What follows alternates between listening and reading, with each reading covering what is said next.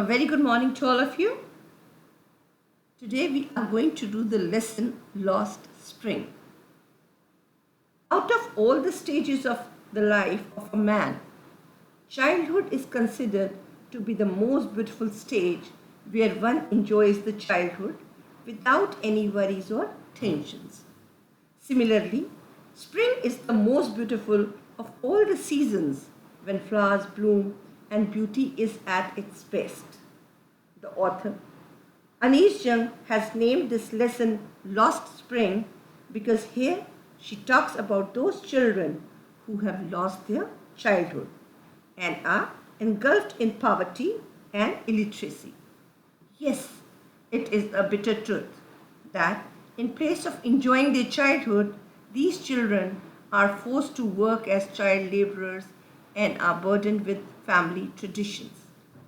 The first part of the lesson describes the miserable life of rag pickers of Simapuri. Sometimes I find a rupee in the garbage. Why do you do this? I ask Sahib, whom I encounter every morning scrounging for gold in the garbage dumps of my neighborhood. Sahib left his home long ago, set amidst the green fields of Dhaka. His home is not even a distant memory. There were many storms that swept away their fields and homes, his mother tells him. That is why they left looking for gold in the big city where he now lives. I have nothing else to do, he mutters, looking away. Go to school, I say glibly, realizing immediately how hollow the advice must sound. Now, the author, she meets the rag pickers in her street. One day she asked one of the rag picker, whose name was Sahib, why do you do this? And Sahib, always scrounge for gold in the garbage dumps. Means he's trying to find something valuable in the heaps of garbage. Sahib has left his home long ago. His home was situated in Bangladesh, and now, since the fields and homes were swept away in the storm, they had shifted from Dhaka and had now settled in the big city of Delhi. This thing has been told by his mother. So in reply to the question, why do you do this? Sahib says, I have nothing else to do. Go to school, the author advises him. But suddenly she realizes that advice was quite hollow. It did not mean anything for Sahib. Sahib replies, there is no school in my neighborhood. When they build one, I will go. If I start a school, will you come? I ask, half joking. Yes, he says, smiling broadly. A few days later, I see him running up to me. Is your school ready? It takes longer to build a school. I say, embarrassed at having made a promise that was not meant. But promises like mine abound in every corner of his bleak world. Now, when the author asks him to go to school, Sahib replies that there was no school in his neighborhood, and if they will build one, he would go there. Half jokingly, the author says, if I start a school, will you come? And yes, he said. Here Sahib was fond of getting education, you can make out. Why? Because when the author says, if he starts a school, would he join? And he was very happy about it. And after a few days, he goes running to the author and asks, is your school ready? Now the author feels and says it takes longer to build a school. And she feels embarrassed that she had made a promise to Sahib which was not meant for fulfilling. And here she says, but promises like mine abound in every corner of his bleak world. His bleak world means Sahib's, bleak world. After months of knowing him, I ask him his name, Sahib-e Alam, he announces. He does not know what it means. If he knew its meaning, Lord of the Universe, he would have a hard time believing it. Unaware of what his name represents, he roams the street with his friends, an army of barefoot boys who appear like the morning birds and disappear at noon. Over the months, I have come to recognize each of them. So after months of knowing him, because she sees him every day in her street, so she asks his name, and he replies that his name was Sahib-e-Alam. Now, Sahib-e-Alam means Lord of the Universe. But Sahib does not know the meaning of his name. If he knows it, he would not believe it, because his life is in total contrast of his name. They ask, what is ironical about his name? So, unlike his name, where he should have been the Lord of the Universe, he roams barefoot with his friends. And all these friends, who are also rag pickers, they appear like morning birds and disappear at noon. You can see in the morning, the birds, they go in search of food, right? You can see them in the morning. So similarly, these rag pickers are also like morning birds. They can be seen in the morning, and then by noon they disappear. Over the months, now the author recognizes each of the rag picker. Why aren't you wearing chappal? I ask one. My mother did not bring them down from the shelf, he answers. So she talks to those rag pickers and she asks that why he did not wear chappals. To which he replied his mother had not brought them down from the shelf. Even if she did, he will throw them off, adds another, who is wearing shoes that do not match. Now the other boy, who was a rag picker, he replies that even if his mother would give him chappal, he would not wear it and throw them off. And this boy is wearing shoes that do not match with each other. When I comment on it, when the author looked at his shoes and she said something, he shuffles his feet and says nothing. I want shoes, says the third boy, who has never owned a pair of his life. The third rag picker says that he would love that if he has a pair of shoes. Traveling across the country, I have seen children walking barefoot in cities, on village roads. It is not lack of money, but a tradition to stay barefoot is one explanation. Now, since the author travels too much across the country, so she has seen the children walking barefoot. And some children, they give an excuse, they give an explanation that they do not wear the shoes because it is a tradition to stay barefoot. And reality is, I wonder if this is only an excuse to explain away a perpetual state of poverty. Now the author feels that this is only an excuse. Which excuse? That it is a tradition to stay barefoot. Why they make an excuse? To, not to disclose their poverty. I remember a story a man from Udupi once told me. As a young boy, he would go to school past an old temple where his father was a priest. He would stop briefly at the temple and pray for a pair of shoes. 30 years later, I visited his town and the temple, which was now drowned in an air of desolation. In the backyard where now the new priest, there were red and white plastic chairs. A young boy dressed in a grey uniform, wearing socks and shoes, arrived panting and threw his school bag on a folding bed. Looking at the boy, I remembered the prayer another boy had made to the goddess when he had finally got a pair of shoes. Let me never lose them. The goddess had granted his prayer. Young boys like the son of the priest now wore shoes, but many others like the rag pickers in my neighborhood remained shoeless. My acquaintance with the barefoot rag pickers leads me to Simapuri, a place on the periphery of Delhi, yet miles away from it, metaphorically. Now, the author remember a story which a man from Udupi has told her. So as a young boy, he would go to the school and his father was a priest in the temple. What he would do? That boy would stop at the temple and pray to God for a pair of shoes. And finally, when he got them, he again prayed to God that he should never lose them. So the author remembers that boy, and after 30 years, when again she goes to that place, which place? Udupi, she saw that now things were changed.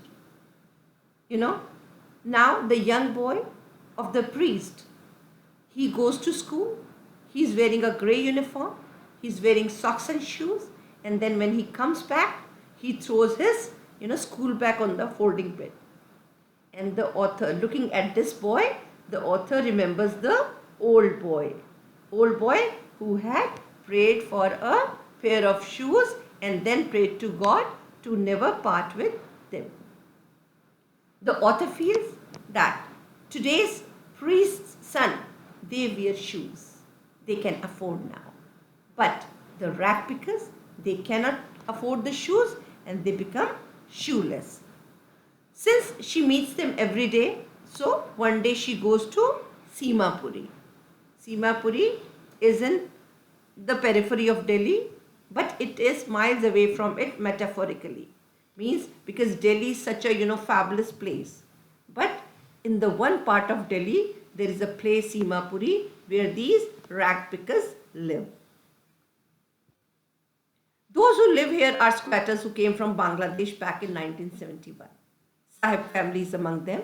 Simapuri was then a wilderness. It still is, but is no longer empty. In structures of mud with roofs of tin and tarpaulin, devoid of sewage, drainage or running water, live 10,000 rag pickers.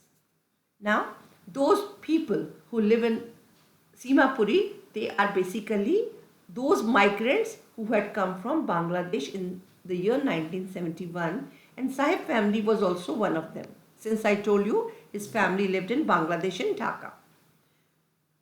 Now they live in Simapuri. In Simapuri, the houses are made of mud. The roofs are of tin and tarpaulin. There's no deep sewage or drainage system or running water. And near about 10,000 rag pickers live in Simapuri. They have lived here more than 30 years. They do not have any identity. They are living here without permits, but they have the ration cards that enable them to get their name on voter list, and then they can buy grain through ration cards. Food is more important for survival than an identity.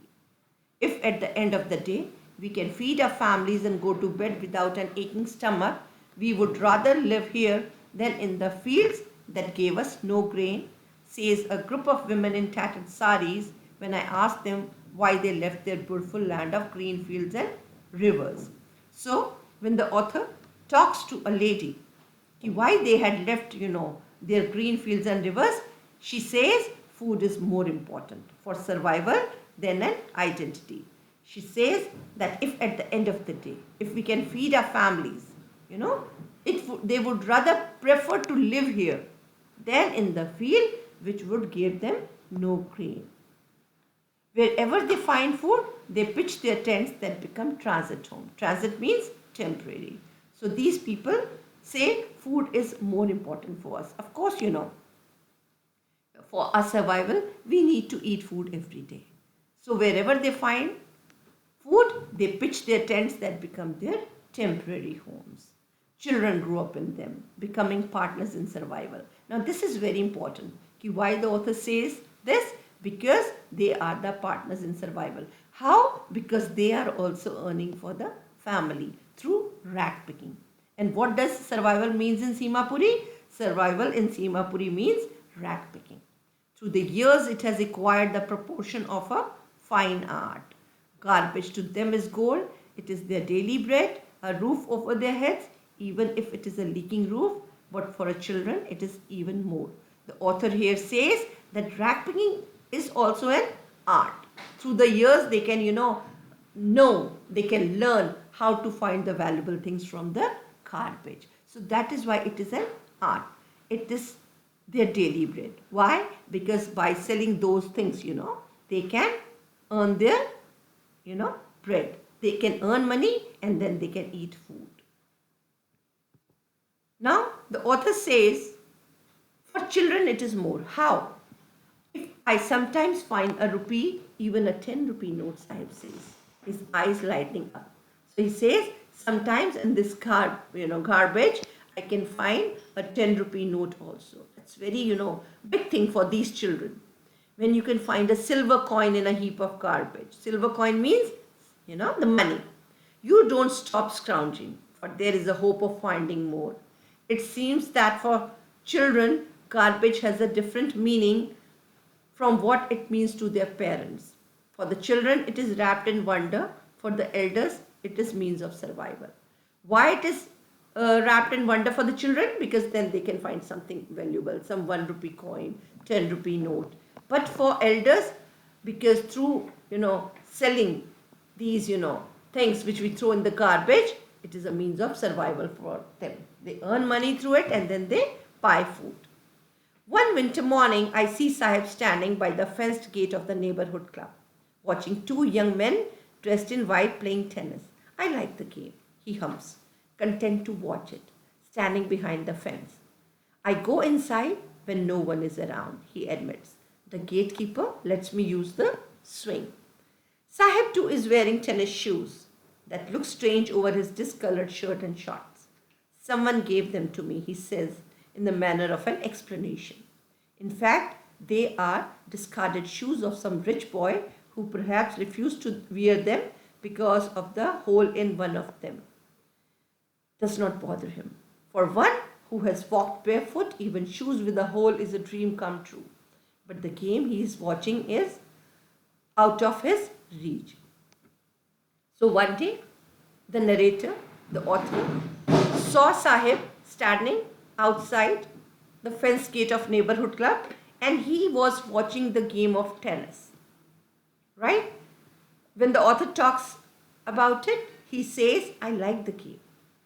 And if no one is there, then the gatekeeper lets me use the swing. Then he goes inside the club and use the swing. Here we come to know about Sahib that first thing was that he was fond of education. Now, when he is watching the tennis game, he is fond of the game tennis. Sahib was also wearing tennis shoes, which did not match with his dress, discolored shirt and short. So when the author looks at them and asks about those shoes, he says, someone gave them to me. But the reality is that those shoes were discarded, were thrown away by one of the rich boy who refused to wear them, who threw them because one of the shoes had a hole in one of them. But Sahib is not bothered about that hole. For him, his dream of having tennis shoes comes true.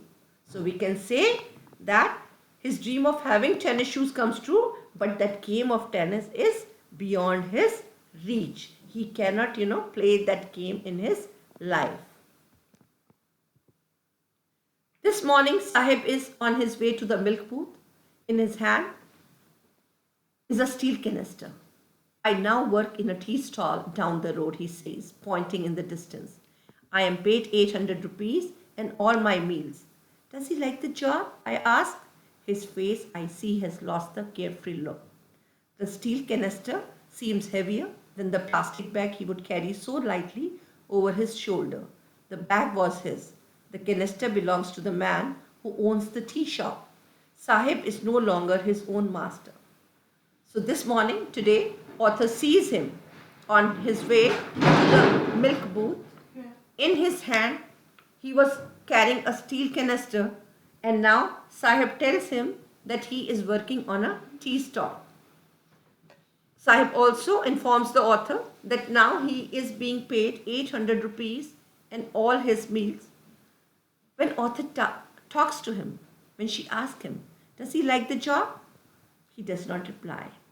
But the author feels that, looking at his face, the author feels that he has lost the carefree look. Now the steel canister which he is carrying is seeming heavy than the plastic bag he would carry so lightly. Which plastic bag? The plastic bag which he used to carry earlier when he used to do the job of rag picking, when he was a rag picker. The bag was his. That plastic bag was his own. But now the canister which he is carrying, that belongs to the man who owns the tea shop of his master.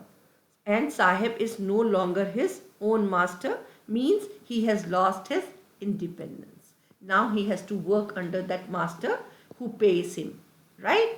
So I would do a little recap. Sahib, a rag picker, lived in Bangladesh, shifted to Simapuri, does the work of rag picking, finds something wonderful like a coin, like a 10 rupee note, happy about it, but then you know fond of getting education. You can give the example. Then he is fond of watching the tennis game.